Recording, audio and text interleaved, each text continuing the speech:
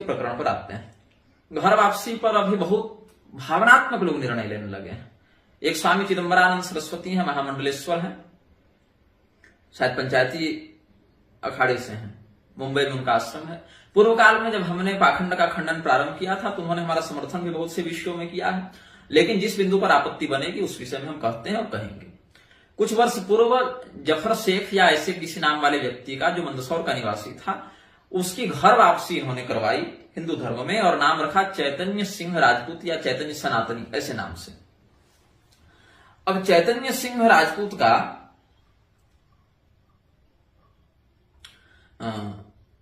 जब आपने नामकरण किया, जफर शेख का नामकरण किया, क्योंकि घर वापसी वाला मुद्दा बागेश्वर धाम वाले भी लेकर चल रहे हैं। अब हिंदुओं के साथ समस्या क्या है कि बड़े भावुक होते हैं कि अरे नहीं देखो, हिंदुओं की घर वापसी होनी ही चाहिए, आखिर इतने लक्ष्य भरे पड़े क्या सबको उठाकर अरब सागर में फेंक दें। ये केवल हिंदू सोचता है कि इतने लोगों को फेंका तो नहीं जा सकता, तो इनको अपने घर में घुसा दो। वो कभी नहीं सोचते ऐसा कि इनको फेंका नहीं जा सकता हिंदुओं को, तो क्या करेंगे, वो तो अपना काम कर ही रहे हैं, लेकिन अपने घर में घुसा लो, ये हिंदुओं में एक दुर्मति व्याप्त होती गई है।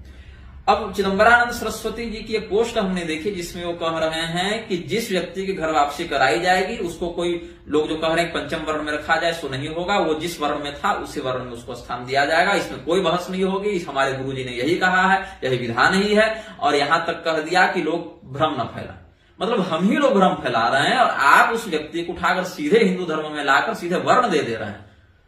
अद्भुत, और भ्रम हम लोग फैला रहे हैं। तो अब हमने निर्णय किया कि इस पर तो बोलना आवश्यक हो गया। तो पहले आप हमें ये बताइए, घर वापसी के जो पैरोकार हैं वो वर्ण देना क्यों चाहते हैं, और वर्ण जब देंगे तो किस आधार पर देंगे, कर्म के आधार पर देंगे या आपकी जन्म के आधार पर आप देंगे। आप पहले निश्चित करें कि आप जन्मना वर्ण व्यवस्था के पक्षधर हैं या कर्मणा वर्ण व्यवस्था के पक्षधर हैं।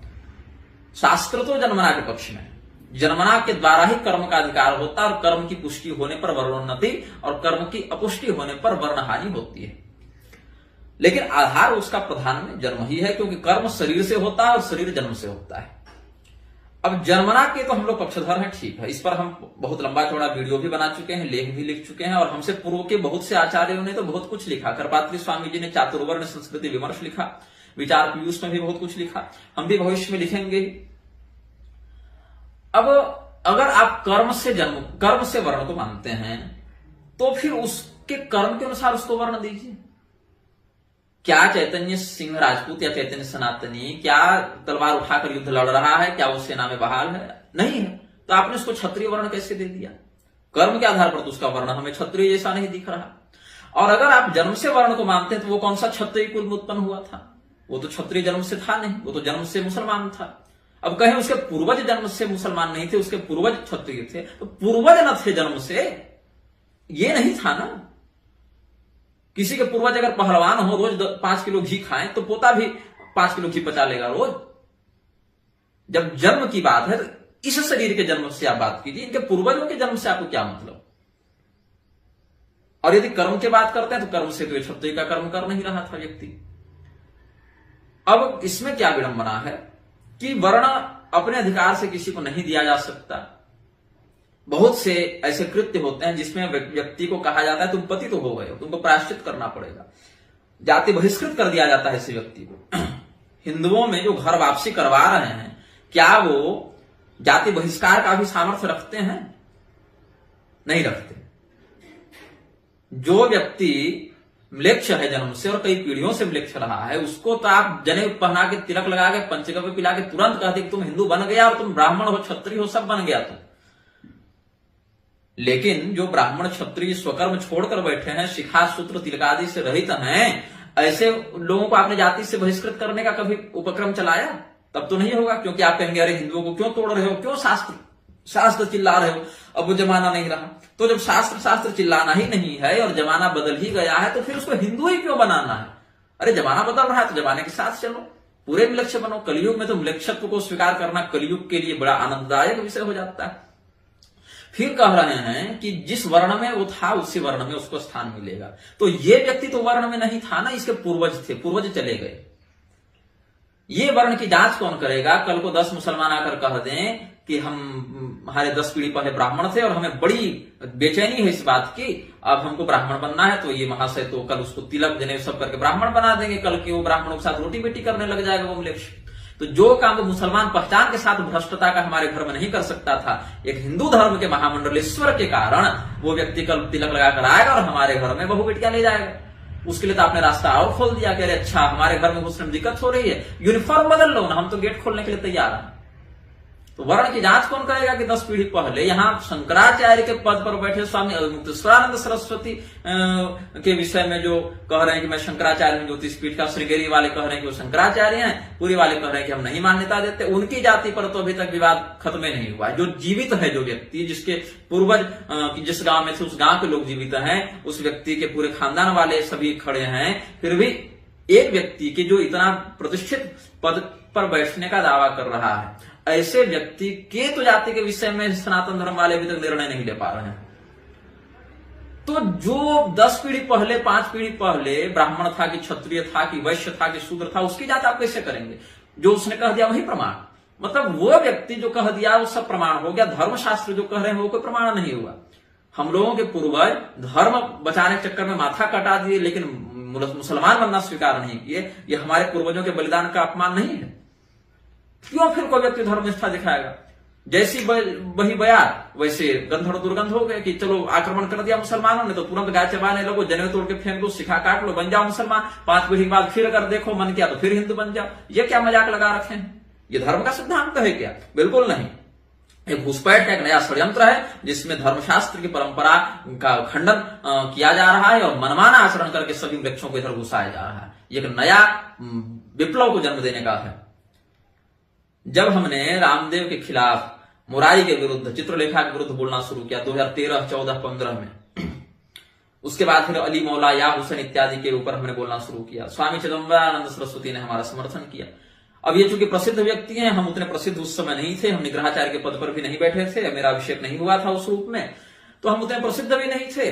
तो स्वामी चिदंबरानंद सरस्वती ने व्यासपीठ के शोधन की बात आगे बढ़ाई, लेकिन हमारा जो मूल उद्देश्य था, जो हम 2016 में, 17 में, 18 में बोले थे, वो रास्ता भटक गया।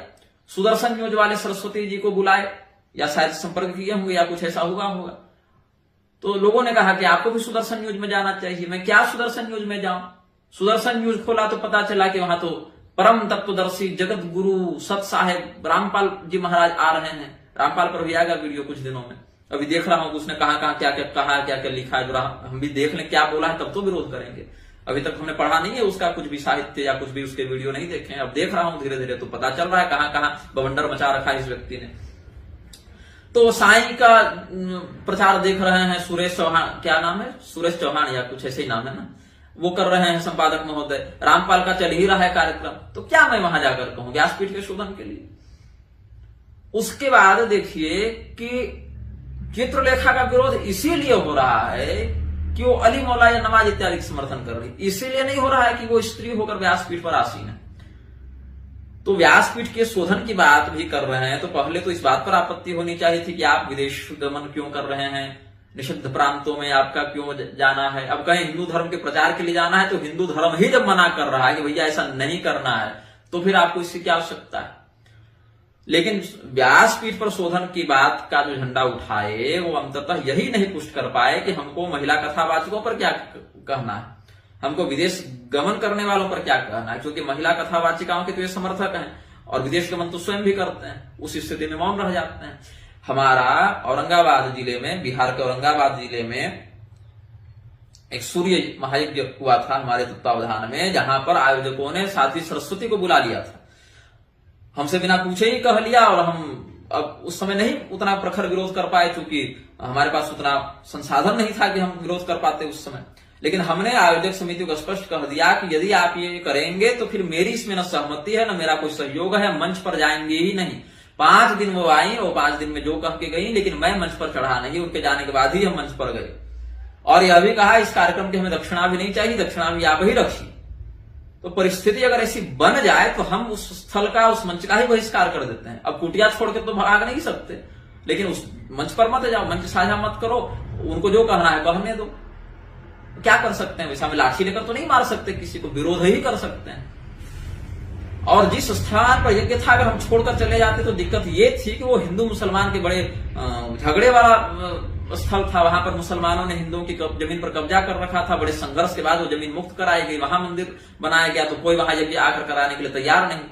तो इस स्थिति में हम बीच यज्ञ में आधा छोड़कर जा भी नहीं सकते थे, क्योंकि चलो साध्वी सरस्वती से सैद्धांतिक विरोध हो सकता है, सूर्य देव से थोड़े विरोध है।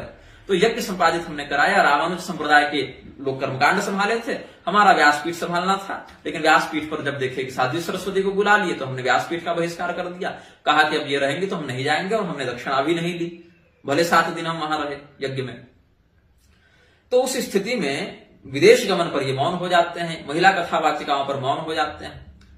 विजात जो अन्य चतुर्थ वर्णीय व्यक्ति हैं उनके कषाय वस्त्र धारण पूर्वक संन्यास ग्रहण पर मौन हो जाते हैं। तो पूर्णतया शास्त्र निष्ठा नहीं इनमें हमें देखने को मिली। शंकराचार्यों के प्रति भी कांग्रेसी है तो भाजपाई, इस प्रकार की राजनीतिक मानसिकता के भी हम पक्षधर नहीं है। प्रो बीजेपी रहे हैं सरस्वती जी, महामंडलेश्वर जी प्रो बीजेपी रहे हैं, प्रो बीजेपी वक्तव्य भी देते हैं। काशी में इतने मंदिर टूटे मैंने आंखों से जाकर देखे हैं, कोई भ्रम की बात नहीं, सुनी सुनाई बात। तो मैं हूं, मेरे भाई हैं और अन्य आचार्यगण, हम लोगों ने जाकर जिन जिन मंदिरों का दर्शन किया था वो मंदिर अब देखने को भी नहीं मिलते। हजारों हजार की संख्या में देव प्रतिमा उखाड़ कर फेंक दी गई, कोई ठिकाना नहीं। जब तोड़ा जा रहा था पहले कहा गया कि इनको सौंदर्यीकरण करके इनका बढ़िया सुदृढ़ीकरण कर देंगे, पता ही नहीं चला क्या हुआ। फिर कहा लोगों ने अपने घरों में मंदिरों को कब्जा करके शौचालय बना रखे थे, बहुत कुछ। हाँ, कुछ ऐसे मंदिर थे जहां पर कब्जा किया गया था, और उन्हीं का आश्रय लेकर पूरे के पूरे क्षेत्र को ही मटियामेट करके उसको पिकनिक स्पॉट बना दिया गया कॉरिडोर के नाम पर। लेकिन चूंकि भाजपा सरकार ने किया इसीलिए कुछ नहीं कहे। हालांकि बहुत से विषयों में जैसे मोहन भागवत इत्यादि ने जहां पर कहा शास्त्रों के विरुद्ध, वहां पर इन्होंने विरोध किया है मोहन भागवत का। लेकिन अगर पूर्ण शास्त्रीयता की दृष्टि से हम देखें तो बहुत से पक्षों में इनका विरोध बन जाता है। अब आप जिसको हिंदू बनाने आए हैं, आप हिंदू बना रहे हैं कि मूर्ख बना रहे हैं, ये इस पर विचार होना चाहिए। महामंडलेश्वरों को देख रहा हूं कि स्त्रियों को संन्यास दीक्षा दिए जा रहे हैं। पहली बात तो स्त्रियों के लिए ऐसे संन्यास दीक्षा का विधान हमारी जानकारी में तो नहीं है। अब चाहे स्वामी स्वरूपानंद सरस्वती जी ने स्त्रियों को दीक्षा दी हो संन्यास की, चाहे अवधेशानंद गिरी ने दी हो, चाहे कैलासानंद गिरी ने दी हो, चाहे किसी ने दी हो, हमारी जानकारी में अभी कोई ऐसा शास्त्र प्रमाण नहीं है जहां कलयुग में भी स्त्रियों के ऐसे कषाय वस्त्र धारण करके पुरुषों से युक्त आश्रम में रहने का कोई विधान हो। हाँ, पूर्व काल में भी स्त्रियों के लिए अलग मर्यादा निश्चित होती थी। बलवान इंद्रिय ग्रामो विद्वान समपि कर्षति पदापि युवतिम भिक्षु न स्पृशद्दारवीमपि, ये मापदंड होना चाहिए सन्यासियों का। लेकिन ये दुर्भाग्यपूर्ण है कि दिक्कत यहां पर आ रही है। अब बहुत से पहले तो शास्त्रों ने कहा कि सन्यासी का गुरु सन्यासी हो, गृहस्थ का गुरु गृहस्थ हो। अब बिना मुहूर्त का विचार किए, बिना पात्र अपात्र का विचार किए ताबड़तोड़ दीक्षाएं दी जा रही है। हर कार्यक्रम के साथ एक दीक्षा संगोष्ठी का कार्यक्रम जोड़ दिया जाता है। सभी लोग सन्यासियों से दीक्षा ले रहे हैं और उनके दान से, उनके कुकर्म से सन्यासियों का भी पाप का घड़ा भर रहा है। तो ये गलत बात है। स्त्रियों के लिए तो पहले कहा नास्ति स्त्रीणाम पृथक गुरु, पति रेको गुरु स्त्रीणाम नास्ति स्त्रीणाम पृथक गुरु, ये मत कहा। इस पर भी हम बाद में भविष्य में वीडियो बनाएंगे कि पति ही स्त्रियों का गुरु है, अन्य गुरु नहीं। लेकिन वहां भी कहा संप्रदाय भेद से, उपासना भेद से, पति की सम्मति से और कुल परंपरा के अनुरूप स्वस्थ गुरु का चयन भी किया जा सकता है, मंत्र लिया जा सकता है उससे। ऐसा भी आगम वाक्य उपलब्ध होता है, शास्त्र वाक्य उपलब्ध होता है। जैसे सबरी जी ने मतंग मुनि से भगवान की आराधना पद्धति को जाना। अब आराधना पद्धति का अर्थ ये नहीं कि वो बैठ के एकदम सर्वतोभद्र लगा के पुरुष सूक्त पढ़ने लगी, ऐसा नहीं। लेकिन गुरु का अर्थ केवल वही नहीं कि कान फूंक दिया। जो मतंग मुनि तो उनके पति नहीं थे, वो तो पिता के समान थे। तो इस स्थिति में बहुत से, कुंती देवी को जो दुर्वासा जी ने देवा आराधन का, जो देवता का आवाहन का मंत्र दिया था, ऐसा भी मिलता है। तो उसमें है संप्रदाय भेद से, उपासना भेद से, कामना भेद से भी दीक्षा का विधान होता है। लेकिन बहुत संयमित होकर स्त्रियों को दीक्षा देनी चाहिए और बहुत विशेष मर्यादा का पालन करके देना चाहिए। तो हमारा शिष्य जो बनने आ रहा है वो कहां से आ रहा है, क्या खा के आया है, क्या कुकर्म करके आया है, कोई जांच पड़ताल नहीं। केवल आप जाइए, नाम लिखवाइए और सीधे शिष्य बन जाइए। और एक बार शिष्य बन गए तो गुरुजी चाहे सही गलत जो करें, फिर आप गुरुजी का विरोध नहीं कर सकते। आप शिष्य नहीं बने, आप सब्सक्रिप्शन ले रहे हैं और 24 घंटा सालों भर दीक्षा देने के लिए तैयार है गुरुजी। तो हर जगह दीक्षा संगोष्ठी, सन्यासी को तो पहली बात गृहस्थों को दीक्षा देनी ही नहीं चाहिए सामान्यतया। देने भी चाहिए तो कोई तारक मंत्र का दे दें, कोई उद्धारक निवृत्ति मार्गी दे दें, वो भी तब जब उनके मंत्र का उनकी कुल परंपरा और कुल गुरु से व्यतिक्रम न हो रहा हो और उसके पास आपके अलावा कोई दूसरा गुरु विकल्प के रूप में हो ही नहीं, तब जाकर सन्यासी दीक्षा दे दे। लेकिन उसको उत्तम नहीं माना गया है। गृहस्थ व्यक्ति के लिए गृहस्थ गुरु का ही शास्त्र में अनुशासन बताया गया है। इस विषय पर भविष्य में हम विस्तार से लेखन और प्रवचन करेंगे। अब महामंडलेश्वरों को देखिए, जो हमने कल वीडियो डाला कंगना रणावत के साथ जो कैलाशानंद घूम रहा है। कंगना रणावत चूंकि प्रो बीजेपी है तो उसके सारे पाप माफ हैं।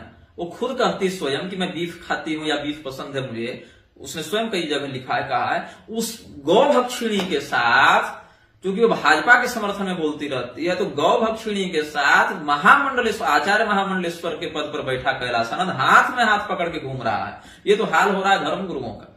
और धर्म गुरुओं के इस पाखंड के विरुद्ध जब हम बोलते हैं तो लोग कहते हैं तुम अहंकारी हो, तो तुम निंदा करते हो, तो तुम सबसे झगड़ा लेते चलते हो। मैं सबसे झगड़ा नहीं लेते चलता, लेकिन आप जो कर रहे हैं क्या वो शास्त्रीय है, ये तो बताइए।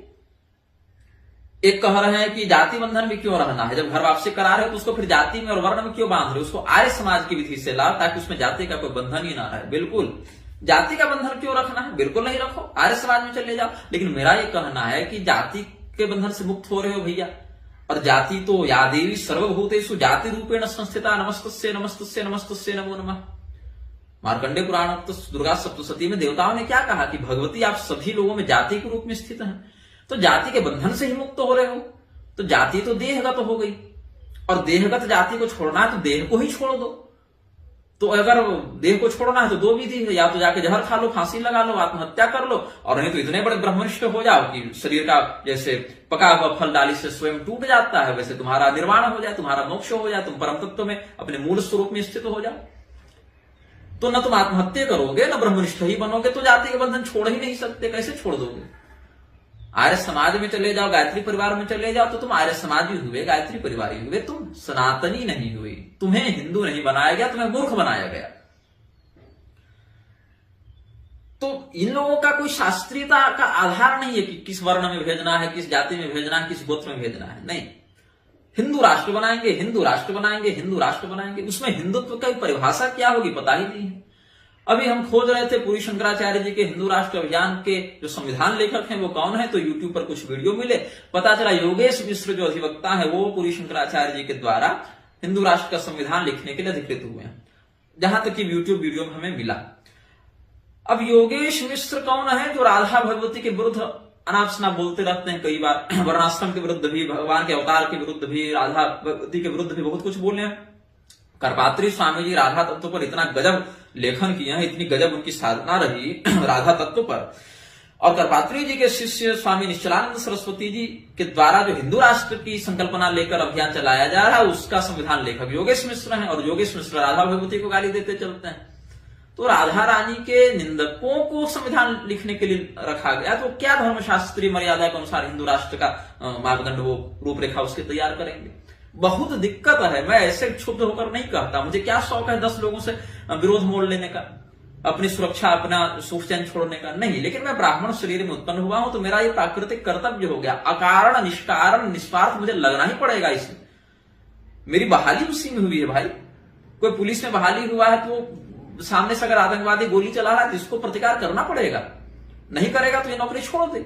जिस दिन मैं अधर्म का विरोध छोड़ दूंगा, इसका अर्थ है कि मैं स्वयं अधर्म का समर्थन कर रहा हूं, और अधर्म का समर्थन करना तो मेरे लिए गड़बड़ हो जाएगी ना। तो ऐसा नहीं होना चाहिए। अब कह रहे हैं एक अखिल भारतीय विद्वत परिषद है कोई काशी में, वहां डॉक्टर कामेश्वर उपाध्याय इत्यादि हैं। अब हमारी जानकारी में तो अच्छे विद्वान हैं, लोगों ने जैसा बताया, लोगों ने प्रशंसा ही की है अभी तक उनके क्रियाकलापों की। तो उन्होंने कोई देवल स्मृति छपवाई। अब देवल स्मृति तो हम पहले से पढ़े हुए थे, बहुत दुर्लभ ग्रंथ तो नहीं है, लेकिन बहुत दिनों से प्रकाशन उसका नहीं कोई करवा रहे थे, पुरानी प्रतियां थी हम लोगों के पास तो हम लोग पढ़े थे।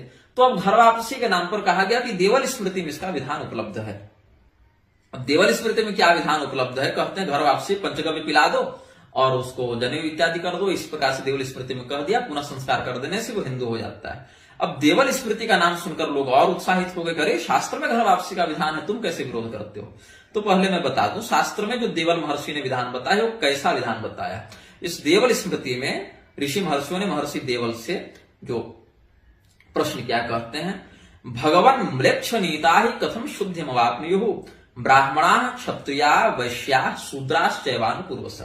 म्लेच्छों के द्वारा जिनको ले जाया गया, जो लोग हिंदू धर्म छोड़कर आगे बढ़ चुके, सनातनी नहीं रहे, म्लेच्छ बन गए, उन ब्राह्मणों, क्षत्रियों, वैश्यों और शूद्रों की शुद्धि कैसे होती है? वो कथम स्नानं कथम शौचम प्रायश्चित्तम कथम भवेत् किमाचारा भवेयुस्ते तदा चक्ष्व सविस्तरम। उनका स्नान, शुद्धिकरण, प्रायश्चित इत्यादि कैसे होता है?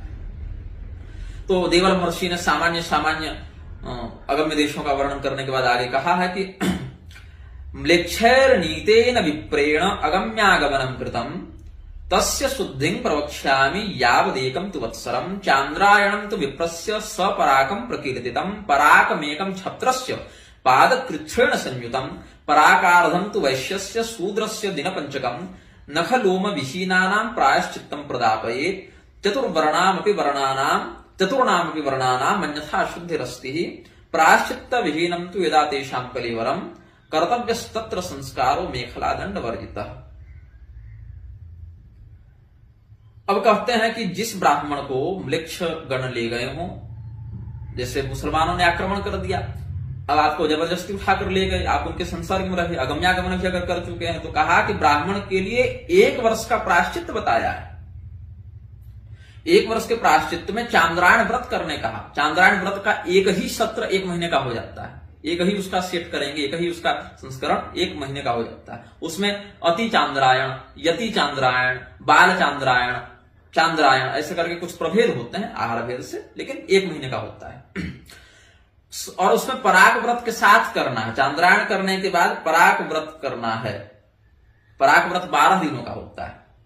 और क्षत्रिय है तो 1 पराग व्रत करके कृच्छ व्रत का चौथाई करे, वैश्य है तो आधा पराग व्रत करे, और शूद्र है तो 5 दिन का प्रायश्चित करे। ऐसे कह के आगे वर्णन करते हैं। और संस्कार जब उसका हो, पुनः संस्कार हो, अगर द्विजाति है तो ब्राह्मण क्षत्रिय वैश्य है तो पुनः उसको बिना मेखला और दंड दिए ही उसका पुनः यज्ञोपवीत कर दे, क्योंकि यज्ञोपवीत उसका भ्रष्ट हुआ, मेखला दंड की आवश्यकता उसको पुनः धारण कराने की नहीं है। कर्तव्यस्तत्र संस्कारो मेखला दंड वर्जितः। और करके संस्कारांते च विप्राणाम दानम धेनुश्च दक्षिणा दातव्यम शुद्धमिच्छद्भिः रस्व गोभूमि कांचनम तदासौ तु कुटुंबानां पंक्तिं प्राप्नोति नान्यथा स्वभार्यां च यथा न्यायं गच्छन्नेव विशुद्धति। अब कहते हैं कि जब उसका संस्कार पुनः हो जाए तो ब्राह्मणों को गाय, भूमि, सोना इत्यादि का दान करे। उसके बाद ही वह अपने जाति, कुटुंब, भाइयों के साथ एक साथ बैठकर एक पंक्ति में भोजन करने का अधिकारी होता है, नहीं तो अधिकारी नहीं होता है। अथ संवत्सरा दूर्ध्वम म्लेच्छर नीतो यदा भवेत् प्रायश्चित्ते तु संकीर्णे गंगा स्नानेन शुद्ध्यति। कह दिया कि अब 1 वर्ष से अधिक समय तक कोई अगर हो, जैसे म्लेच्छ ले गए ब्राह्मण को, 1 वर्ष के अंतर्गत ही बोले और लौट आया अपने घर वापस। घर वापसी उसकी है जिसका घर अभी बचा हुआ, जो इसी जन्म में हिंदू के रूप में पैदा हुआ, हिंदू के रूप में उसका संस्कार हुआ था, लेकिन युद्ध के कारण, आक्रमण के कारण या डकैतों के आक्रमण से उसको ले जाया गया जबरदस्ती म्लेच्छों के समूह के द्वारा। ऐसा व्यक्ति घर वापसी कर सकता है। जिसका घरे नहीं है वो क्या घर वापसी करेगा? हमें अगर कोई पकड़कर जबरदस्ती ले जाए, मेरी इच्छा न हो, और वहां से छूटकर भागे, तब हमारी घर वापसी का नियम है। ऐसे नहीं है। बाप दादा मुसलमान हो तो उसकी घर वापसी नहीं होती, उसका कोई घर ही नहीं है अभी तक। तो कहते हैं कि 1 वर्ष के अंतर्गत अगर लौटा है तो चांद्रायण व्रत करे और पराग व्रत करे। ब्राह्मण है तो, क्षत्रिय है तो पराग 1 व्रत करे और आधा 1/4 कृच्छ का करे, और वैश्य है तो आधा पराग करे, और शूद्र है तो 5 दिनों का वो कर ले अपना प्रायश्चित का शोधन, उस व्रत का पालन करे। लेकिन अगर 1 वर्ष उसका बीत गया है, 1 वर्ष के बाद, ये 1 वर्ष का प्रायश्चित बताया ना, 1 वर्ष के लिए अगर ले गए हों म्लेच्छ, 1 वर्ष के अंतर्गत लौटाया हो तो 1 वर्ष वालों के लिए प्रायश्चित है। लेकिन अगर 1 वर्ष से अधिक समय के बाद आया हो तो क्या करे? प्रायश्चित्ते तो संकीर्णे गंगा स्नानेन शुद्ध्यति। उसमें गंगा स्नान अलग से करना है। 1 वर्ष के अंतर्गत लौट आया तो गंगा स्नान की आवश्यकता, अनिवार्यता नहीं कहा, लेकिन इसमें अनिवार्यता कहा। बलादासी कृता ये च म्लेच्छ चांडालदस्युभिः अशुभं कार्यता कर्म गवादि प्राणी हिंसनम उच्छिष्ट मार्जनम चैव तथा तस्यैव भोजनम खरोष्ट बिडवराहाण मामिसस्य च भक्षणम तत्स्त्रीणाम च तथा संगम ताभिष्ट सह भोजनम मानसो सीधे द्विजातो तु प्राजापत्यम विशोधनम चांद्रायणम पाहिताग्ने पराकस्त्वथवा भवेत् चांद्रायणम पराकम च चरेत् संवत्सरोषितः शूद्रो मासार्धम यावकम पिबेत् मासमात्रोषितः शूद्रः पृच्छपादेन शुध्यति ऊर्ध्वं संवत्सरात् कल्प्यं प्रायश्चित्तं द्विजोत्तमैः संवत्सरश्चतुर्भिश्च तद्भावमधिगच्छति ह्रासो न विद्यते यस्य प्रायश्चित्तं दुरात्मनः गुह्य कक्ष शिरो भ्रूणां कर्तव्यं केशवापनं प्रायश्चित्तं समारभ्य प्रायश्चित्तं तु कारयेत् स्नानं त्रिकालं कुर्वीत धौतवासा जितेन्द्रियः कुशहस्तः सत्यवक्ता देवलेन युधाहृतं वत्सरं वत्सरार्धं वा मासं मासार्धमेव वा बलान लिक्षस्तु योनितस्तस्य शुद्धिस्तु कीदृशी। अब इसमें कह रहे हैं कि अगर जबरदस्ती ले गया हो कोई बलपूर्वक वृक्ष इत्यादि ले गए हो और आपसे बलपूर्वक उन्होंने गलत काम करवा दिया हो, जैसे आपको कहा कि चलो गाय मारो, गौ हत्या करो, और अपने प्राण बचाने के लिए आपने गौ हत्या कर दी। फिर कहा हम लोग जो जूठा खा रहे चलो जूठा सब साफ करो, तो जूठा साफ करवा दिया। या कहा हमारे साथ खाओ बैठकर, हमारा जूठा खाओ या हमारे साथ खाओ, जो हम जो खा रहे हैं, ऊंट खिला रहा है, गधा खिला रहा है, कुत्ता खिला रहा है, सुअर खिला रहा है, ये सब मांसाहार करवा रहा है। उनकी स्त्रियों से कहा व्यभिचार करो, या उन स्त्रियों ने व्यभिचार कर दिया हो। इस प्रकार से करते हुए कहा 1 महीना अगर रहे कोई द्विजाति मतलब इसमें ब्राह्मण के लिए विशेष करके कहा, लेकिन द्विजाति शब्द से यहाँ पर सबों को समानता से ले लेते हैं, क्योंकि अलग से आगे कहा नहीं। प्राजापत्य व्रत करके, चांद्रायण व्रत करके, अगर अग्निहोत्र है तो अग्निहोत्र की पुनः स्थापना करके, और पराग व्रत पुनः करे, उसके बाद 1 वर्ष तक इसी नियम से रहे। और यदि शूद्र वर्ण का है तो आधे मास तक यावकम पिबेत, जौ इत्यादि का भी विधान करते हैं, जौ का आहार वो ग्रहण करे, भविष्यान्न पर आश्रित रहे, ऐसे कहते हैं। कृच्छ पादेन शुद्धति, शूद्र वर्ण का है तो चांद्रायण करने की आवश्यकता नहीं, वो कृच्छ व्रत का चौथाई पालन करके कर सकता है। अब 4 वर्ष तक अगर वो रह गया हो तो कहते हैं पहले आकर मुंडन कराए, और मुंडन में पंच क्षौर कराए। पंच क्षौर में क्या क्या आता है? माथे के बाल हटाए, मूछ हटाए, दाढ़ी हटाए, कांख के बगल के बाल हटाए और गुप्त अंगों के बाल हटाए। ये 5 स्थानों पर वो मुंडन करे। और इन 5 स्थानों के केशों को जन्मे केशे सुदौर्भाग्यम सीमंते यच्च मूर्धनि कूर्जस्मश्रुगतम पापम तम छुरेण निवर्तये। ये मंत्र पढ़ा जाता है उसमें कि इस छुरे के माध्यम से हमारे केश में जो पाप व्याप्त हो गया उसको मैं हटा रहा हूं। तो केश और नख को बटवाए और केश में भी पंच क्षौर कराए, माथा का बाल मुंडन कराए, दाढ़ी मूछ बगल के बाल और गुप्त अंगों के बाल ये हटाए। अब ऋषियों ने कहा कि अगर अधिक और समय के अनुसार फिर कैसे होगा, अन्य लोगों का जो बलात्कार पूर्वक जबरदस्ती वृक्षों के द्वारा ले जाए गए हैं, तो इसमें कहा कि जो ब्राह्मणों का है पादोनम क्षत्रियोक्तम मर्धम वैश्य सदापय, मतलब ब्राह्मण को अगर मान लेते हैं कि 100 पैसा प्रायश्चित कहा है तो 75 पैसा क्षत्रिय को, 50 पैसा वैश्य को और 25 पैसे में शूद्र की शुद्धि हो जाती है। ब्राह्मण को अधिक प्रायश्चित कहा है। यदि ब्राह्मण व्यक्ति को ले गए हो मुसलमान बनाने के लिए और वो भाग कर आ गया हो, भले वहां उन्होंने बना दिया हो, गौ हत्या करवा दी हो, सब भ्रष्ट कर दिया हो, लेकिन फिर भी अंदर से तो वो स्वीकार नहीं कर रहा था अधर्म को, तो वापस जब वो लौट कर आएगा तो कहा कि ब्राह्मण के लिए जो प्रायश्चित था हमने बता दिया समयानुसार। और ब्राह्मण अगर नहीं है, क्षत्रिय है, तो क्षत्रिय व्यक्ति के लिए ब्राह्मण का प्रायश्चित जितना है उसका 3/4 और वैश्य के लिए आधा और शूद्र के लिए 1/4 कहता है। अब कौन सा व्यक्ति गया है उसकी अवस्था पर भी प्रायश्चित का कहते हैं। अशीतिर यस्य वर्षाणि बालो वाप्यून षोडश प्रायश्चित्तार्धमर्हन्ति स्त्रियो रोगिण एवच। अगर स्त्रियां हैं, ये तो पुरुष के लिए बताया, पुरुष नहीं है, स्त्री है अथवा रोगी है अथवा 16 वर्ष से कम और 80 वर्ष से अधिक का व्यक्ति है, तो इतना कठोर व्रत वो नहीं कर पाएगा, वो मर जाएगा। तो प्राण भी नहीं देना है आपको क्या करना है? यदि स्त्रियां हैं, रोगी व्यक्ति है या 80 वर्ष से अधिक का बूढ़ा और 16 वर्ष से कम उम्र का बच्चा है, उस स्थिति में उसके लिए प्रायश्चित आधा हो जाता है। सभी वर्णों का जो प्रायश्चित बताया, ब्राह्मण पुरुष के लिए जो प्रायश्चित बताया उससे आधा ब्राह्मण की स्त्री को करना है, क्षत्रिय पुरुष के लिए जो बताया उससे आधा क्षत्रिय की स्त्री को करना है, ऐसे कह के नियम बताया देवल महर्षि ने। उसमें भी यदि वो 80 वर्ष से ऊपर का पुरुष है या 16 वर्ष से कम का है तो उसको भी आधा ही करना है। अथवा अगर जवान भी है किंतु असमर्थ है, बिल्कुल रोगी है, तो उसको भी आधा ही प्रायश्चित कहा है। अब कहा कि अगर 16 वर्ष से कम का है लेकिन 5 वर्ष से ऊपर का है तो आधा प्रायश्चित है, 5 वर्ष से कम का है तो उसके लिए कोई प्रायश्चित ही नहीं है। अब आधा प्रायश्चित भी बच्चा अगर न कर पाए तो क्या कहे? उनैकादश वर्षस्य पंचवर्षात् परस्य प्रायश्चित्तम चरेत भ्राता पिता वान्योपि वर्धिता। अब 16 वर्ष से कम उम्र का बच्चा हो या बच्ची हो, अब मुसलमान लड़की उठाकर ले गए घर से, 10-15 साल की बच्ची थी ले गए, 16 वर्ष से कम की है, 5 वर्ष से अधिक की है तो आधा प्रायश्चित कराए। अब यदि वो आधा प्रायश्चित करने में भी समर्थ नहीं है, आलस नहीं करना, अगर आधा प्रायश्चित करने में भी समर्थ नहीं है तो उस स्थिति में उसके भाई उसके बदले प्रायश्चित करें, उसके पिताजी उसके बदले प्रायश्चित करें, अथवा जो भी उसके अभिभावक उस समय है, भाई पिता नहीं तो उसके गुरु कुलगुरु ये सब बने, जो भी उसके अभिभावक हैं जो करने में समर्थ हैं उसके बदले प्रायश्चित करके उसको पुण्य प्रदान करके शुद्ध करें। और कहा कि अगर 5 वर्ष से कम उम्र का बच्चा है उसको अगर कोई उठाकर ले गया तो क्या करें? तो बोले कि उसके लिए प्रायश्चित का कोई विधान ही नहीं है। गरुड़ पुराण के प्रेत कांड में और भी वचन है और एक अंगिरा महर्षि का भी वचन है, उसमें कहते हैं उनैकादश वर्षस्य पंचवर्षाधिकस्य चरेद गुरु सुहृद वापि प्रायश्चित्तम विशुद्धये ततो न्यूनतरस्यास्य नापराधो न पातकम न चास्य राजदंडोपि प्रायश्चित्तम न विद्यते।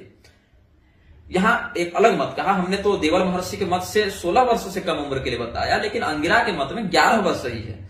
जो अंगिरा का वचन है उसमें कहते हैं उनैकादश वर्षस्य पंचवर्षाधिकस्य, 11 वर्ष से कम और 5 वर्ष से अधिक के बच्चे के लिए कहा कि उसके गुरु या उसके सुहृदगण बाप भाई जो है वो कर दें प्रायश्चित। और यहां पर देवल महर्षि ने कहा कि वाक्यून 16 से कम के लिए ऐसा कहा। तो अपने अपनी स्मृतियों में स्मृतिकारों ने थोड़े बहुत अंतर से प्रायश्चित बताया है, अपने कुल परंपरा के अनुसार अनुसरण करना चाहिए। लेकिन अगर 5 वर्षों से कम का है तो गरुड़ पुराण में कहा अति बाल नरो नरस्यास्य नापराधो पातकम न चास्य राजदंडोपि प्रायश्चित्तम न विद्यते। ये गरुड़ पुराण के प्रेत कांड में और अंगिरा महर्षि के वचन में भी एक ही बात है कि उसके लिए कोई न पातक है न कोई प्रायश्चित है, उसको दोष लगा ही नहीं। अगर 2-3 वर्ष का बच्चा मलेच्छ उठाकर ले गए, वो बच्चा जब प्राप्त हो जाए बढ़िया नहवा दीजिए, चकाचक वो शुद्ध हो गया, उसके लिए कोई प्रायश्चित भी नहीं, कोई अपराध भी नहीं। और कहा नचास्य राजदंडो भी प्रायश्चित्तम न विद्यते, उसके लिए तो राजा का दंड भी नहीं, उसके लिए कोई जो शास्त्रीय शासन प्रणाली उसमें कोई दंड का विधान भी नहीं। 5 वर्ष से कम बच्चे के लिए क्या पाप पुण्य आप बताइएगा, क्या दंड दीजिएगा उसको? स्वयं व्रतम चरेत सर्वमन्यथा नैव शुद्धति। यदि स्वयं व्रत करने में समर्थ है तब तो ये सब दूसरे पर टाले नहीं, स्वयं ही करे। तिल होमम प्रकुर्वीत जपं कुर्यादतमृत। फिर होम और जप का विधान बताया। संलाप स्पर्श निश्वास सहयानासनाशनात् याजनाध्यापनात् यवनात् पापम संक्रमते नृणाम याजनम योनि संबंधम स्वाध्यायम स भोजनम कृत्वा सद्यः पतत्येव पतितेन न संशयः। बात करने से, स्पर्श करने से, उसके श्वास से, उसके साथ एक गाड़ी में चलने से, उसके साथ भोजन करने से, उसका पूजा पाठ कराने से, उसको विद्या पढ़ाने से, उसके साथ यौन संबंध बनाने से पाप एक व्यक्ति से दूसरे व्यक्ति में जाता है, संक्रमण होता है। पाप संक्रमण जैसे रोग का संक्रमण होता है ना, कैसे रोग का संक्रमण होता है? यौन संबंध बनाने से रोग फैलता है कि नहीं फैलता? साथ में अगर उसका जूठा खाते हैं तो बहुत से रोग जूठा खाने से फैलते हैं, बहुत से रोग तो श्वास से फैलते हैं। तो सरकार कहीं मास्क लगा लो। अब कोरोना में तो बहुत कुछ हुआ है, ड्रामा डुगडुगी भी बजी है फालतू बवंडर में, लेकिन श्वास से भी, टीबी इत्यादि के बहुत से रोगाणु श्वास से फैल जाते हैं। बातचीत करने से भी रोग फैलता है, बहुत निकट होकर बातचीत कीजिएगा। मनोरोग बातचीत से भी फैल जाता है। कोई वैसा व्यक्ति बहुत डिप्रेशन वाला मिल गया तो आपको खुद ही डिप्रेशन में भेज देगा। तो छूने से भी बहुत से चर्म रोग छूने से फैल जाते हैं, चेचक इत्यादि छूने से भी फैल जाते हैं। तो क्या कहता है शास्त्र में वर्णन है कि बातचीत करने से, छूने से, श्वासों के स्पर्श से, एक साथ एक गाड़ी में चलने से, भोजन करने से, साथ में पूजा पाठ कराने से, अध्ययन कराने से भी और यौन संबंध से भी एक पाप दूसरे व्यक्ति तक जाता है। और याजनम योनि संबंधम स्वाध्यायम सह भोजनम कृत्वा सद्यः पतत्येव पतितेन न संशय। अब गाड़ी में कहीं कहीं तीर्थ यात्रा में या यात्राओं में स्पर्श का दोष नहीं लगता, केवल बातचीत कर लेने मात्र से पति तो हो गए, ऐसा भी नहीं सोचना चाहिए। क्योंकि अब समाज में सबकी जाति आपको पता थोड़ी, सबका कुकर्म आपको थोड़ी पता है कि कौन सा व्यक्ति भ्रूण हत्या करके यार उससे हमको बात नहीं करनी।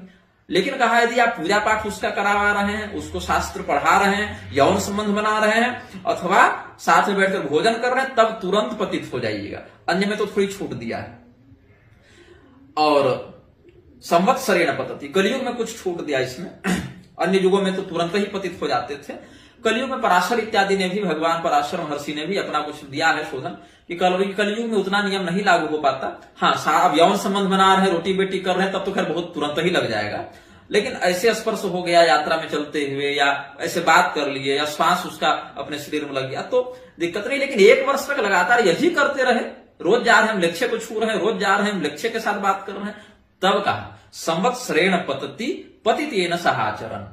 पतित व्यक्ति का, पतित में भी केवल लक्ष्य नहीं आएंगे, हिंदू में भी जो गौ हत्या, भ्रूण हत्या, ब्रह्म हत्या इत्यादि कर रहा है, घोटालेबाजी कर रहा है, अनुचित माध्यम से द्रव्य कमा रहा है, ऐसे लोगों के साथ 1 वर्ष तक व्यवहार करेंगे तो भी आप प्रायश्चित ही हैं।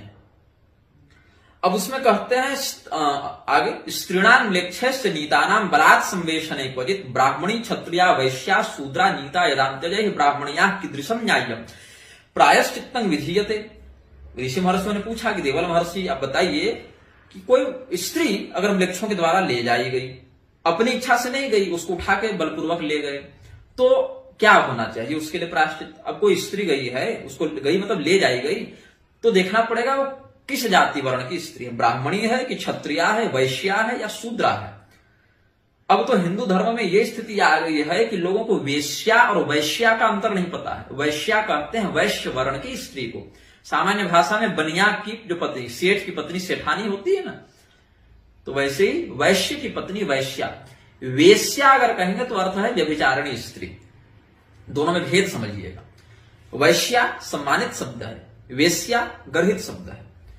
तो कहा कि यदि ब्राह्मणी है तो कुछ और प्रायश्चित है, और क्षत्रिय है तो कुछ और है, वैश्य है तो कुछ और है, शूद्र है तो कुछ और है। अब यदि ब्राह्मणी स्त्री को ये ले गए, उठाकर म्लेच्छ ले गए, और कहां तक अशुद्ध किया, तो केवल अभक्ष्य भक्षण कराया, जैसे मांसाहार करवा दिया, गाय खिलवा दिया, गौमांस खिलवा दिया, या रोटी सब्जी भी खिलाई लेकिन म्लेच्छों के साथ ही जूठा खिला दिया, अपने साथ ही खिला दिया। तो पराग व्रत, 12 दिनों तक पराग व्रत का पालन करके वो ब्राह्मणी शुद्ध हो जाती है, उसकी घर वापसी हो गई। और अगर ब्राह्मणी नहीं, वो क्षत्रिय कन्या है, क्षत्रिय स्त्री है, तो 12 दिनों में ब्राह्मणी शुद्ध होती है, 9 दिनों का व्रत करके क्षत्रिय की स्त्री शुद्ध होती है, 6 दिन के व्रत में वैश्या शुद्ध हो जाती है, और 3 दिन में ही शूद्र वर्ण की स्त्री शुद्ध हो जाती है। लेकिन कब? यदि यौन संबंध नहीं बना है तब। यदि उस म्लेच्छ ने यौन संबंध बनाया तब कुछ और बात है।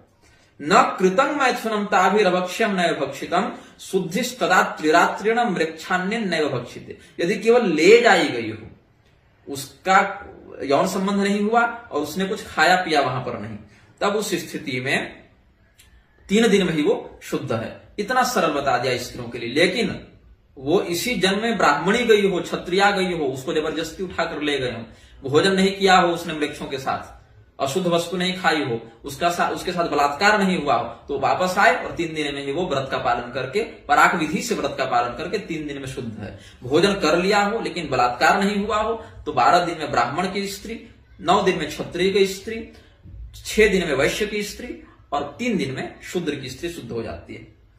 अब कहा कि यदि वो महिला उस समय मासिक धर्म में है, जब ले जाएगी, पहले से अशुद्ध थी, मासिक धर्म की स्त्री अगर गई है तो क्या होगा? तो रजस्वला यदा स्पृष्टा म्लेच्छे नान्य वापुना त्रिरात्र मुष्टा स्नाता पंचगव्येन शुद्धति। रजस्वलावस्था में यदि उसका अपहरण हो गया तो उस स्थिति में जब वो वापस आएगी, रजोधर्म से निवृत्त होगी, फिर 3 दिन तक वो उपवास करेगी और स्नान करेगी, पंचगव्य प्राशन करेगी, पंचगव्य पीकर वो शुद्ध हो जाएगी। और अगर सामान्य रजस्वला स्त्री को म्लेच्छ नहीं ले गए हैं, लेकिन दूसरी शुद्ध स्त्री ने उसको छुआ, ब्राह्मणी ने, क्षत्रिया ने, शुद्ध स्त्री ने दूसरी रजस्वला स्त्री को छुआ, तो भी देवल महर्षि ने 3 दिनों में उस स्पर्श करने वाली दूसरी महिला के लिए शुद्धि बताई है। स्पृष्ट्वा रजस्वला न्यून्यम ब्राह्मणी क्षत्रिया तथा त्रिरात्रेण विशुद्धि स्यात् देवरस्य वचो यथा। और ऐसे ही करते हैं। ये ब्राह्मणी और क्षत्रिया के लिए कहा। और म्लेच्छान्नम म्लेच्छ संस्पर्शो म्लेच्छेन सह संस्थिति वत्सरम वत्सरा दूर्ध्वम त्रिरात्रेण विशुद्धति मृक्षर हृतानाम चौरेर्वा कांतारेषु प्रवासिनाम भुक्त्वा भक्ष्यम भक्षम वा क्षुधार्तेन भयेन च पुनः प्राप्य स्वकम देशम चातुर्वर्णस्य निष्कृते कृच्छ्रमेकम चरेद विप्रस्तदर्थम क्षत्रियश्चरेत पादोनम च चरेद वैश्य शूद्र पादेन शुद्धति। अब आप जो है सो चले गए, वृक्षों के द्वारा आपका अपहरण हो गया, किडनैपिंग हो गई, अब आप चले गए उनके साथ, लेकिन उन्होंने आपको मुसलमान बनाया नहीं है। हाँ, खाया पिया आपने, लेकिन क्यों खाया पिया? अब नहीं खाएंगे तो मर जाएंगे ना, या नहीं खाएंगे तो मार दिए जाएंगे। प्राण को बचाने के लिए यदि आपने अल्प मात्रा में भक्ष्य या अभक्ष्य का सेवन कर लिया और जल्दी ही आ गए आप, तो क्या कहते हैं, चारों वर्णों की शुद्धि का विधान बताते हैं। एक कृच्छ्र व्रत ब्राह्मण करे, उसका आधा क्षत्रिय करे, उसका आधा वैश्य करे और उसका आधा शूद्र करे। हालांकि इसमें कुछ मतभेद है। एक मत से यह कहते हैं कि ब्राह्मण जितना करे उसका आधा क्षत्रिय करे और 3/4 वैश्य करे, 1/4 शूद्र करे। यह भी एक मतभेद मिलता है। गृहीता यदि गृहीता स्त्री बलादेव मृक्षर गुरुवी कृता यदि गुरुवी न शुद्धि मापनोति त्रिरात्रेणे तराशुचि ही। अब इसमें संतानोत्पत्ति के विषय में अब हम बात करते हैं।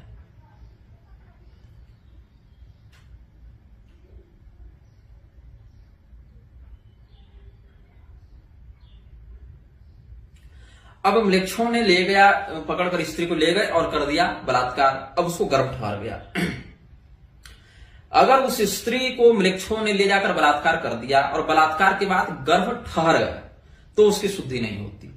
अगर गर्भ नहीं ठहरा है तो त्रिरात्रेण तराशुचि, गर्भ नहीं ठहरा तो 3 रात्रि में शुद्ध है और बाकी आदि जो भी विधान बताते आ रहे हैं। लेकिन अगर गुरुवी हो गई, मतलब गर्भिणी हो गई, गर्भवती हो गई, तो शुद्धि नहीं, चाहे कामना से हो या बिना कामना से हो। अगर गर्भ ठहर गया है तो योषान गर्भम विधत्तेया म्लेच्छात कामाद कामतः। अब पूछा, जब ऋषि महर्षियों को कहा कि गर्भिणी की शुद्धि नहीं होती, तो ऋषि महर्षियों ने फिर देवल महर्षि से कहा कि ब्राह्मण की पत्नी हो, क्षत्रिय की पत्नी हो, वैश्या हो, शूद्रा हो, चाहे वर्णेतरा हो, मतलब जंगल में रहने वाली कोई भीलनी भी हो जो शूद्र वर्ण में भी नहीं आती, अंत्यज में आती है, उसके साथ भी अगर मृक्षों ने बलात्कार कर दिया या कुछ अभक्ष्य भक्षण करा दिया तो कैसे होगा? तो कहा कि कृच्छ्रम शांतपनम सुदीर्घितर योनेश्च पाचनम असवर्णेन यो गर्भस्त्रीणाम योनो निषिच्यते अशुद्धासा भवेन्नारी यावत् शल्यम न मुंचति विनिश्रिते ततः शल्ये रजसो वापि दर्शने तदासा शुद्धते नारी विमलम कांचनम यथा। यदि गर्भ नहीं ठहरा है तो अगले मासिक के आने पर वो शुद्ध हो जाएगी। जैसे सोना तपाने पर एकदम निखर जाता है और शुद्ध हो जाता है, प्रदीप्त हो जाता है, ऐसे ही वो स्त्री जब उसका अगला मासिक धर्म आएगा, पीरियड आएंगे, तो उसमें वो शुद्ध स्वयं हो जाएगी, उसके लिए दिक्कत नहीं। लेकिन शीघ्र शुद्धि होनी है तो शांतपन व्रत का, कृच्छ व्रत का पालन करके योनि का प्रक्षालन देसी घी से करना है। जैसे धोते हैं ना, तो घी से योनि का प्रक्षालन करके उसकी शुद्धि होती है। ये शास्त्र विधान है। और उसमें कहा कि ये अभक्ष्य भक्षण के तक कहा, उस स्थिति में उसमें मुख प्रक्षालन, योनि प्रक्षालन, जिस माध्यम से अशुद्धि प्रवेश की उसी माध्यम से उसका प्रक्षालन कहा। और अगर गर्भ ठहर गया तो जब तक उसका प्रसव नहीं होता उसको शुद्धि नहीं हो सकती। प्रसव पर्यंत वो अशुद्ध ही कहलाएगी, प्रसव पर्यंत वो म्लेच्छ ही कहलाएगी, उसको इधर पुनः स्थान नहीं दिया जा सकता। तो विनिश्रिते ततः शल्ये, जब वो गर्भ निकल गया तदा सा शुद्धते नारी विमलम कांचनम यथा, यह कह दिया। लेकिन अब ध्यान दीजिए, अब यहां पर हम मुख्य बात पर आते हैं। अब जो बच्चा पैदा हुआ उसका क्या करें? म्लेच्छों के द्वारा जो बच्चा उत्पन्न किया गया या जो ब्राह्मण म्लेच्छ बन चुका उसने जो बच्चा पैदा किया, उसको घर वापसी करानी ही नहीं है, मना किया है। बल्कि देवर स्मृतिकार ने क्या कहते हैं, ध्यान से सुनिए। सगर्भो दीयते न्यस्मे स्वयं ग्राह्यो न करहिचित स्वजातो वर्जये जस्मात् शंकर स्यादतोन्यथा गृहीतो यो बलान म्लेच्छ 5 6 7 वासमा दशादि विंशतिम यावत तस्य शुद्धि विधीयते। वो गर्भ से जो बच्चा निकला उसको अपने कुल में सम्मिलित नहीं करना है, वो म्लेच्छों के साथ ही जाएगा। अगर जबरदस्ती करोगे कि नहीं हमको इसको अपने वंश में ही रखना है तो तुम्हारे वंश में वर्ण संकरता फैलेगी, इसका ध्यान रखना। घर वापसी केवल एक ही स्थिति में संभव है, यदि आप पहले से ब्राह्मण, क्षत्रिय, वैश्य, शूद्र या वनवासी भी हो, लेकिन हिंदू हो, इसी जन्म में हिंदू के रूप में पैदा हो गए हो, आपके बाप माँ कुल खानदान सारे लोग हिंदू ही थे, आप या आपके परिवार वाले गलती से, दुर्भाग्य से, किसी संकट की स्थिति में म्लेच्छों के द्वारा जबरदस्ती म्लेच्छ बना दिए गए और पुनः आप हिंदू बनना चाहते हैं, तभी ये प्रायश्चित विधान आप पर लागू होगा। आपके बाप दादा मुसलमान थे या बाप दादा मुसलमान बन गए, उसके बाद आपका जन्म हुआ, अथवा मुसलमानों के द्वारा बलात्कार से जन्म हुआ है, तो आप हिंदू नहीं बन सकते। इसको ध्यान रखा जाए। आप शास्त्रीय मर्यादा की सीमा में स्वयं को घर वापसी के लिए अनर्ह पाते हैं, आपकी बहाली ही नहीं होगी। ये शास्त्रीय विधान है। अब चाहे इस पर हमें कितनी गालियां दें, आप लोग स्वतंत्र हैं, लेकिन शास्त्र विधान यही कहता है। और 5, 6, 7 वर्षों के लिए क्या, 10, 20 वर्षों तक के लिए क्या है, उसके लिए भी कहते हैं प्रायापत्य द्वयम तस्य शुद्धि रेशा विधीयते। 20 वर्ष तक अधिकतम घर वापसी का समय दिया जाता है आपको। आप अगर ब्राह्मण, क्षत्रिय, वैश्य, शूद्र, अंत्यज, स्त्री, पुरुष हैं, आप गलती से, दुर्भाग्य से, अज्ञानता से म्लेच्छ बन गए हैं, तो 20 वर्ष तक का समय आपके पास है वापस घर आने के लिए। 20 वर्ष के बाद आपकी नहीं शुद्धि हो सकती। अतः परतरम नास्ति कृच्छ्रमेव सहोसिते। प्राजापत्य, 2 प्राजापत्य करके और 1 कृच्छ करके आपकी शुद्धि हो जाएगी। 20 वर्ष तक भी आपको समय है, लेकिन अतः परतरम नास्ति, इसके ऊपर आएंगे तो आपके लिए शुद्धि विधान हम तो नहीं समझ रहे हैं। और फिर वही सब आगे आगे कहता है। अब कुछ लोगों के साथ क्या है, जैसे कोई व्यक्ति है, उसके मां म्लेच्छत्व को प्राप्त कर गई या पिताजी ही मुसलमान बन गए, तो क्या कहेंगे? तो कहा कि माता म्लेच्छत्व आगच्छेत पितरो वा कथम च न असूतकम च नष्टस्य देवरस्य वचो यथा। माता जी अगर, जैसे बहुत से लोग भाग जाती हैं महिलाएं मुसलमानों के चक्कर में, या पिताजी किसी मुसलमान स्त्री से विवाह कर लिया, उधर मुसलमान बन गए, तो बेटा क्या करे? आपके म्लेच्छ बने हुए माता पिता मर भी जाए तो आपको कोई सूतक नहीं लगेगा, उनके लिए कोई श्राद्ध तर्पण आपको नहीं करना। ये हम नहीं कह रहे, देवरस्य वचो यथा। माता म्लेच्छत्व आगच्छेत पितरो वा कथम च न असूतकम च नष्टस्य देवरस्य वचो यथा। तो जो म्लेच्छ बन गया उसका परित्याग कर दें, और जब श्राद्ध इत्यादि करेंगे तो उसको छोड़कर अन्य पूर्वजों का करें। मातरम च परित्यज्य पितरम च तथा सुतः ततः पितामहम चैव शेष पिंडम तु निर्वपेत। अब इसमें स्त्री और शूद्र जब घर वापसी करेंगे, कैसे करेंगे? अगर बलपूर्वक उनको म्लेच्छ ले गए हैं, उनको म्लेच्छ बना दिया गया, या उनके माध्यम से संतान उत्पन्न करवा दी गई, वो संतान तो हिंदू बनने से रही, वो तो नहीं बनेगी। किसी वर्ण में उसको स्थान नहीं, किसी गोत्र में उसको स्थान नहीं मिलेगा। लेकिन अगर वो 20 वर्ष के अंतर्गत घर वापस आना चाहे तो घर वापसी संभव है। लेकिन जब पंचगव्य पिलाएंगे तो स्त्री और शूद्र को बिना मंत्र का पंचगव्य देना है। समंत्रक पंचगव्य में द्विजाति का ही अधिकार है, स्त्री और शूद्र का नहीं। पंचगव्य पी सकता है लेकिन बिना मंत्र का। स्त्रीणाम चैव तु शूद्राणाम पतितानाम तथैव च पंचगव्यम न दातव्यम दातव्यम मंत्र वर्जितम, ये कहा। ऐसे कह के और भी किस मंत्र से होगा? विष्णु रराट मंत्रेण प्रायश्चित्त विशुद्धति, ऐसे करके बहुत आगे वर्णन है, बहुत कर्मकांडी विधि का वर्णन है। और कहीं कहीं समाह कर तो बस ही होता है, उचित द्वादश समाह जो सीता जी बता रही हैं। तो इसीलिए 12, 5, 6, 7, 10 अथवा अधिकतम 20 वर्षों तक यावत तस्य शुद्धि विधीयते, उसकी शुद्धि तो होगी, लेकिन अतः परतरम नास्ति शुद्धि, उसके बाद शुद्धि नहीं संभव है। तो जो लोग घर वापसी करा रहे हैं, अब इसमें कहता है निग्रह संप्रदाय में निग्रहागमों के अंतर्गत एक उपागम है विशुद्धोपागम, उसमें भी ये बात है। गोत्रनाशे तो कश्यप, ये कहते हैं हम लोग कि अगर किसी हिंदू को अपना गोत्र पता न हो, कुल परंपरा से गोत्र का बिल्कुल परिज्ञान लुप्त हो गया, तो वेदोक्त कर्म में तो अनधिकृत हो गया, क्योंकि गोत्र ही नहीं पता, तो शाखा सूत्र की परंपरा ही लुप्त हो गई, तो पता नहीं किस आहनिक सूत्र, गृह सूत्र से अपना कार्य करें।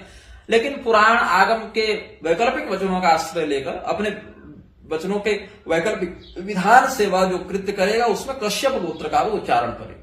और भविष्य पुराण में, अच्छा, कण्व मुनि का जो प्राण देव से जो झगड़ा हुआ है, बाद में उन्होंने सूर्य शिष्यत्व का जो व्यतिक्रम उधर हो गया, कण्व मुनि फिर जब इधर आते हैं तो कुछ म्लेच्छों को उन्होंने कराई थी घर वापसी, लेकिन कैसे? उसमें उन्होंने कण्व गोत्र में उनको स्थान दिया। भविष्य पुराण में भी ये कहीं वर्णन है, अब बिल्कुल किस खंड में, किस पर्व में, किस खंड में थोड़ा देखना पड़ेगा, लेकिन भविष्य पुराण में मैंने पढ़ा है, ऐसा स्मरण आता है।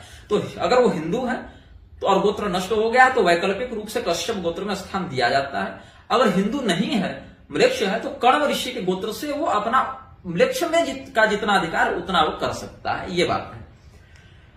अब कह रहे हैं स्वामी चिदंबरानंद सरस्वती की जैसे आदि शंकराचार्य जी ने बौद्धों की घर वापसी कराई थी, हम भी कराएंगे, तो जरा आप प्रमाण दें कि आदि शंकराचार्य जी ने किस बौद्ध की किस विधि से घर वापसी कराई थी। केवल कहने से तो होगा नहीं, आदि शंकराचार्य जी ने किस बौद्ध की किस विधि से घर वापसी कराई थी, ये जरा आप हमें बता दें तो हम भी उसी विधि का अनुसरण करेंगे, देखेंगे भाई वो विधि क्या है, कैसे उसका पालन किया जा सकता है। लेकिन अगर देवल स्मृति की बात करते हैं तो 5 बातों को ध्यान में रखिए।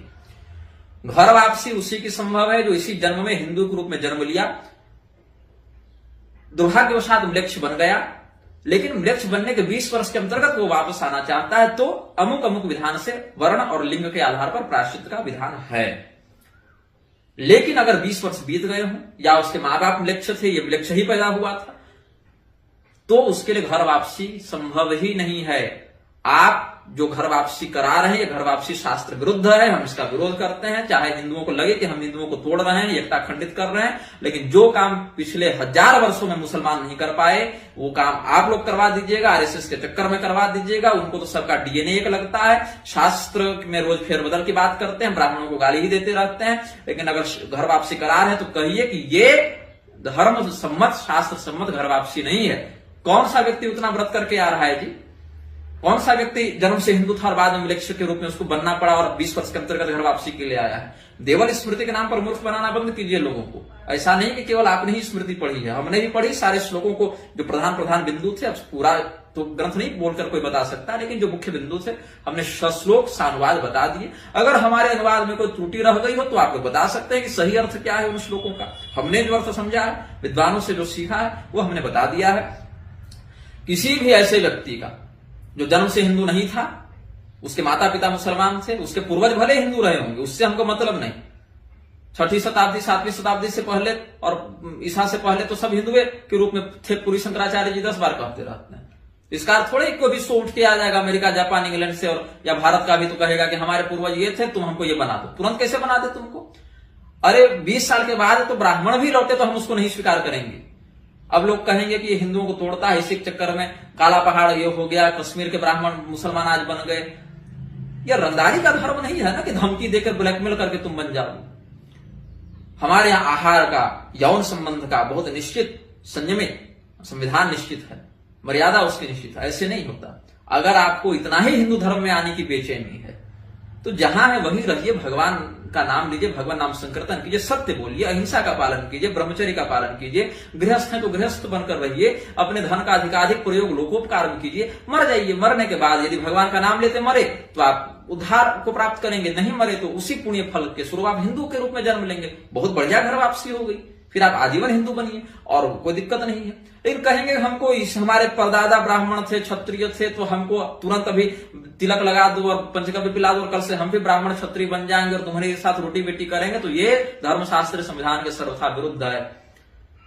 ये हिंदुओं को एकदम रसातल ले जाने का बिल्कुल त्रिविधम नरकस्येदम जो कहा ना भगवान ने, वही नरक का द्वार ये हो गया है घर वापसी का जो नाटक हो रहा है। सो हाँ, कोई हिंदू था, आदिवासी था या वनवासी था, बन गया वो ईसाई या बन गया मुसलमान, 20 साल के अंतर्गत आना चाहता है तो 3 रात्रि का उपवास करा के, आमंत्रक पंचगव्य पिला के, देवाराधन, भगवान नाम कीर्तन, दान दक्षिणा करा के और उसका प्रायश्चित करवा के ले आइए। उसको तो हम मना नहीं कर रहे, लेकिन जो 5 पीढ़ी से मुसलमान है वो नहीं आ सकता अंदर। अब उसका कोई रास्ता यहां पर नहीं है। वो यही करे कि जैसे रसखान इत्यादि ने भगवान के प्रति अहेतु की भक्ति का प्रदर्शन किया और भगवान से प्रेम किया, उनका उद्धार हुआ। उद्धार न भी अगर आपका हो गया तो स्वल्पमप्यस्य धर्मस्य त्रायते महतो भया, वही किया गया सत्कर्म सदाचरण आपको हिंदू के रूप में जन्म दे देगा। हम तो पुनर्जन्म वाले सिद्धांत पर चलते हैं ना, तो इसीलिए घर वापसी का जो शास्त्रीय प्रारूप है उस पर अगर घर वापसी कराते हैं, उन मापदंडों पर घर वापसी कराते हैं तो स्वागत है। और अगर उन मापदंडों पर आप नहीं आते हैं भैया, तो हमारे दरवाजे आपके लिए बंद हैं।